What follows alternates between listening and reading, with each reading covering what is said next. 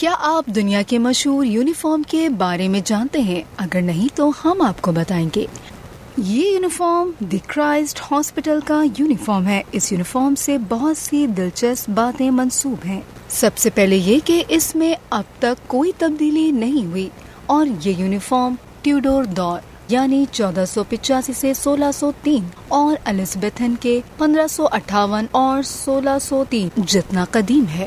یہ یونیفارم ایک لمبے نیلے کوٹ پر مشتمل ہے۔ کمر پر پٹی بندھی ہوئی ہے جو گھٹنوں کے برابر ہے۔ پیلے موزے اور گردن پر سفید پٹیوں کے ساتھ پہنا جاتا ہے، جبکہ لڑکیاں کوٹ کے ساتھ اسکرٹ پہنتی ہیں۔ اس یونیفارم کی ایک خاص بات یہ بھی ہے کہ یہ لوگوں کو مفت دیا جاتا ہے۔